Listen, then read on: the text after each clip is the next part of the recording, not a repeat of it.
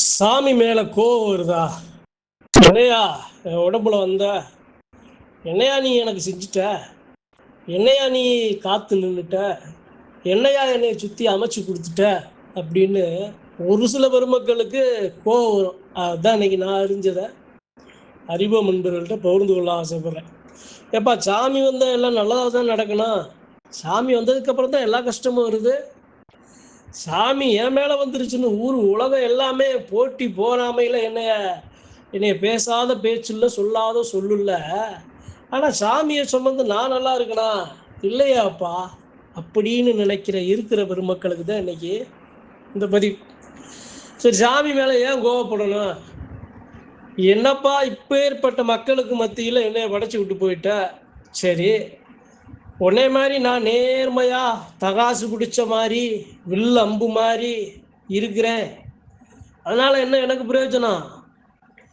நீ என் மேல வந்தது சரியப்பா.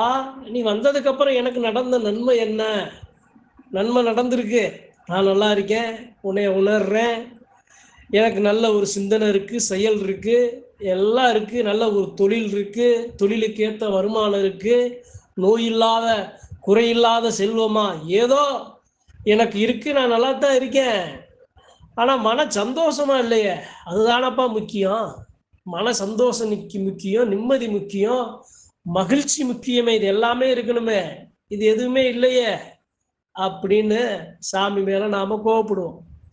எல்லாரும் கோவப்பட மாட்டாங்க. சாமியை சுமக்கிற சாமியாடி பெருமக்கள் கோவப்படுவாங்க. சரி, ஏன் சாமி மேல கோவப்படணும்? நம்ம சாமி கோவப்படுறதுனால சாமி நமக்கு திருப்பி என்ன செய்யும்?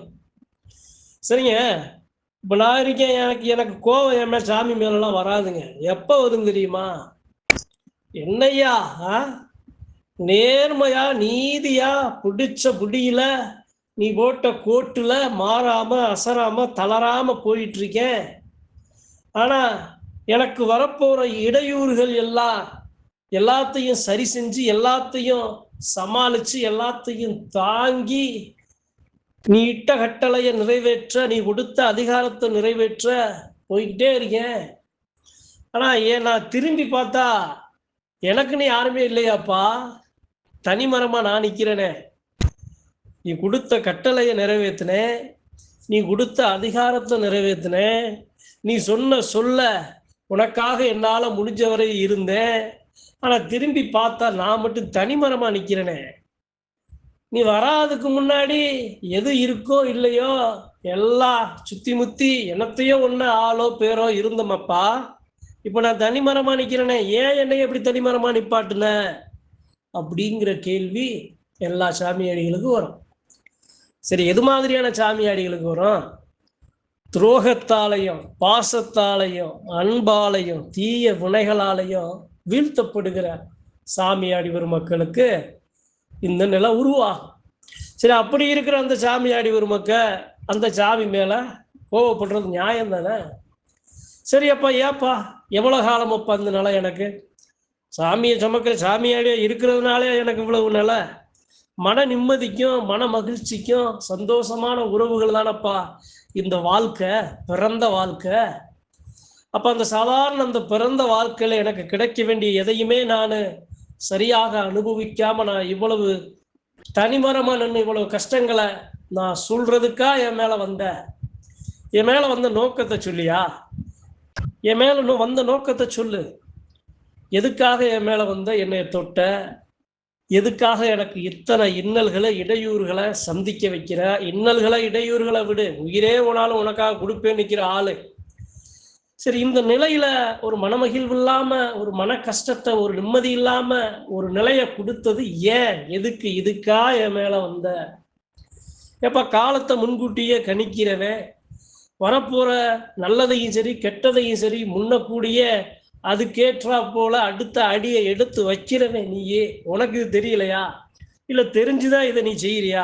சரியப்பா, சரி பரவாயில்ல, தனி மரமா நிக்கிறேன். சரி, இனி வர்ற காலங்கள்ல என்ன நடக்கும்? எப்ப தப்பு செஞ்சவே செஞ்சுக்கிட்டே இருப்பான். இது மாதிரி சத்தியமான மக்க உன்னைய சுமக்கிற என்னைய மாதிரி மக்க எல்லாமே காலத்துக்கு இது மாதிரி கஷ்டப்பட்டுக்கிட்டே இருக்கணுமா? எப்பத்தான் முடிவு? அப்படின்னு நம்ம மனசுக்குள்ள 1000 கேள்விகள் இருக்கும்.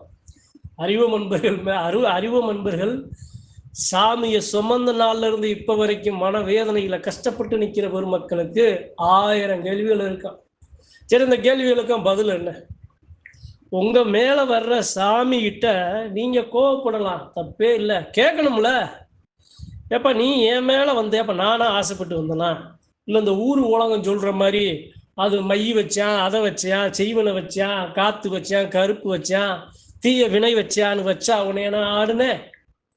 இல்லை நான் உன்னை அடையணும்னு நினைச்சு நான் ஆடுனா? இல்லை உன்னை ஆடித்தான் ஆகணும்னு நான் ஒத்த காலில் நின்னனா? இல்லையாப்பா, இல்லையே. பச்சை குழந்தை போல வந்து நின்னேன், என்னைய தொட்ட. சரி, உனக்கு நேர்மையா இருக்க ஆசைப்பட்டேன், நேர்மையா இருந்தேன், எல்லாத்தையும் இழந்தேன். அன்பு, பண்பு, பாசம், நேசம், உறவு எல்லாத்தையும் இழந்தேன். தனிமரமா நிக்கிறேன். இப்பயும் நான் கலங்கல. இதெல்லாம் தெரிஞ்சுதான் நீ என்னைய தொட்டையா? இதெல்லாம் தெரிஞ்சுதான் என் மேல நீ வந்தையா?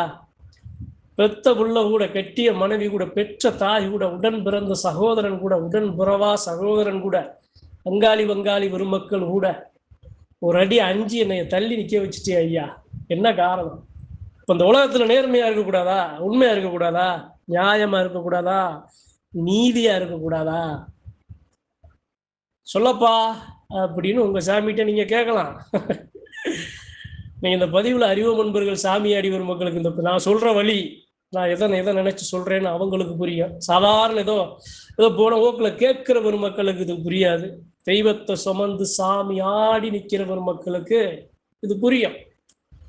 என்னப்பா உன்னைய தாங்கி நிக்கிற தேகம், உனக்காக எல்லாத்தையும் எதையும் சந்திப்போம் அப்படின்னு நிக்கிற தேகம் பலப்படாம வலுப்படாம ஒரு சில இடையூறுகளை தாங்கி நிக்குதே, இதெல்லாம் எப்ப சரி பண்ண போற? சரி சொல்லப்பா, இதுக்கு தான் வந்தியா?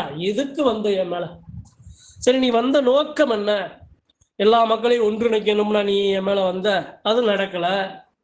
எல்லா மக்களும் ஒன்னா நிக்கிறாங்க, நான் தனியா நிக்கிறேனே, அப்ப அது சரிதானே? நீ தனியா நின்னாலும் என் பிள்ளைய ஒன்னா நிக்கிறாங்கடா, அதுதான் உன் நோக்கமா? அதனாலதான் என் மேல வந்தையா?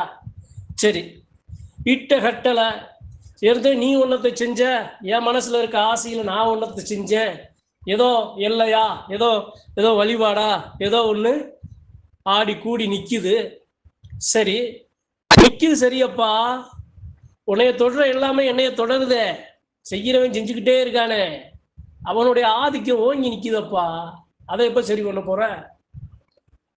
நான் கேள்வி கேட்கிறேன், எனக்குள்ள இருக்கிற சாமி நீ எனக்கு பதில் சொல்லும்ல. உன்னைய சுமந்து ஆடுறேன், நினைச்சாலும் மனநிலையை மாற்ற முயற்சித்தாலும் சரியான பாதையில் நடக்க முயன்றாலும் எதுவும் சரியான ஒரு கட்டுக்கு முட்டுக்கு நிக்க மாட்டுதே. என்ன காரணம்? சாமி தானே நீயே. பிடிச்சபடியில ஒரு கணத்துல சரியா செய்யற ஆளு உன்னைய கட்டி என்னைய மறிச்சு நிக்கிறாங்களா? சரி, எப்பதான் இதுக்கு தீர்வு? தெய்வத்தை சுமக்கிற சாமியாடிகளோட மனவழிக்கு எப்பயா தீர்வு கொடு? சொல்லு, தீர்வை சொல்லு. நானும் தாங்குறேன், சாகுற வரைக்கும் தாங்குறேன், உயிர் போற வரைக்கும் தாங்குறேன். உன் மேல கோபம் வருதேப்பா. இவ்வளவு விஷயங்களை சொல்ற, செய்யற, நடத்துற. ஒரு மன நிம்மதியை கொடுக்கணும்ல, ஒரு மன மகிழ்வை கொடுக்கணும்ல. உன்னை நாலு வணங்க கத்தி மாதிரி நிக்கிறேன், தராசு மாதிரி நிக்கிறேனே, உனக்காகத்தானே நிக்கிறேன். இத்தனை இழந்தாலும் உன்னுடைய நிலைய மாறாம நிக்கணும்னு துடிக்கிறேன். அப்ப அதை நீ சரி பண்ணி கொடுக்கணும்ல. எப்ப சரி பண்ணி கொடுப்ப சொல்லு? அநீதி இருக்கு, நீதி இருக்கிற இடத்துலலாம் அநீதி இருக்கும் அப்படின்னா அந்த அநீதிக்கு முடிவே கிடையாதா? சரி, மகிழ்ச்சி இருக்கிற இடத்துலலாம் மனவழி இருக்கு அப்படின்னா அந்த மனவழிக்கு முடிவே கிடையாதா? சரியப்பா, இருக்கிற காலம் வரைக்கும் தெம்போட திராணியோட நிக்கிறேன். சரி, என்னைய தொட்டு அடுத்து பிள்ளைக்கு வர நிலை இதுதானா? இப்படி இருந்தா உன்னைய சுமக்க மக்கள் அஞ்சு நடுங்குமே, சாமியாட பயப்படுமே, மன வலிகளையும் வேதனைகளையும் தீய வினைகளையும் எதிர்த்து சண்டையிடணும்னு முன்னோக்கி வைக்கிற கால பின்னோக்கி வைக்கும் ஐயா. இந்த நிலைய உருவாக்கவா மனுஷன் மேல வர்ற? இப்படியெல்லாம் நம்ம சாமிகிட்ட கேட்கணும். அறிவு நண்பர்கள் நினைப்பீங்க, என்னையா அவர் பேசிக்கிட்டே போறாரு? இது நான் பேசல, உங்களுடைய மனசாட்சி பேசுது. உங்களுடைய மனசாட்சி என்னுடைய மனசாட்சியா நம்ம மேல வந்த சாமியை நாம கேள்வி கேட்கணுங்க. இவ்வளவு தெய்வத்தின் மேல பேரன்பு கொண்டு நேசிக்கிற பெருமக்களுக்கு இவ்வளவு காலங்களாக இவ்வளவு வலிகளையும் வேதனைகளையும் பிரிவுகளையும் கொடுக்கிற அந்த சாமி கிட்ட நம்ம கேள்வி கேட்கணும்ல, கோவப்படணும்ல. நீ இருக்க மலவோல இருக்க அப்படின்னு நாங்க நம்பி வர்றோமப்பா. காலத்துக்கு வர்றோம். ஆனா ஒரு முடிவு இருக்குல்ல. ஒரு வாழ சோத்துக்கு ஒரு சோறு பதம்னு ஒரு சோறுல முடிவு பண்ற. அதே மாதிரி இது போன்ற அந்த தீய வினைகளும் தீய செயல் செய்யறவங்களும் அவர்களுக்கு ஒரு முடிவு நீ எப்ப எடுப்ப? அப்ப உன் மேல கோவம் வருதப்பா, உன் மேல கோவம் வருது. உன்னை வணங்கின நாள்ல இருந்து, உன்னை சுமந்த நாள்ல இருந்து எனக்கு ஏப்பா நீ சுமக்கிற, நீ சரியா இருக்கியாடா நீ கேள்வி கேட்ப. அந்த கேள்விக்கு பதில் ஏன்ட்டு இல்லை. நான் மனுஷன், சாதாரண மனுஷன். அன்புக்கும் பண்புக்கும் பாசத்துக்கும் ஆசைகளுக்கும் மதிகளுக்கும் மாயைகளுக்கும் மடங்கி போற மனுஷன். நான் சாதாரண மனுஷன்தான். நீ சரியா இருக்கியான்னு கேட்டா நான் சரியா இல்லைன்னு தான் நான் சொல்லுவேன். நான் மனுஷன், ஆனா நீ சாமிய. அப்படியெல்லாம் நான் சரியா இருக்க மாட்டேன்னு உனக்கு தெரியுதுல்ல. அப்ப அந்த சரியா என்னை சுத்தி பயணிக்க வேண்டிய வழிவகைகளை நீ செய்யணும்ல. அடிக்கிறவன் கையை அடிச்சுக்கிட்டே இருக்கணுமா? அடி வாங்குறவன் கையை அடி வாங்கிக்கிட்டே இருக்கணுமா? அடிக்கிறவன் கையை எப்ப ஒடிக்க போற? எப்பா உன்னைய மட்டும் தன்னை உண்டு, தான் குடும்பம் உண்டு, தான் இருக்கிற இடம் உண்டு, தான் வாழ்ற வாழ்வியல் உண்டு, தான் வணங்குற சாமி உண்டுன்னு இருக்கமே. வேற எங்கேயும் எதுக்கு ஆசைப்படுறோமா, போறோமா, தேடுறோமா? இல்லையே. அப்பேற்பட்ட எங்களுக்கு இதெல்லாம் ஏன் நடக்குது? பதில சொல்லப்பா அப்படின்னு அறிவு முன்பு எல்லாரும் உங்க குலசாமிகிட்ட நீங்க கோபத்தோட கேள்வியை கேட்கணும். நன்றி, வணக்கம். மற்றும் ஒரு பதிவில் சந்திப்போம்.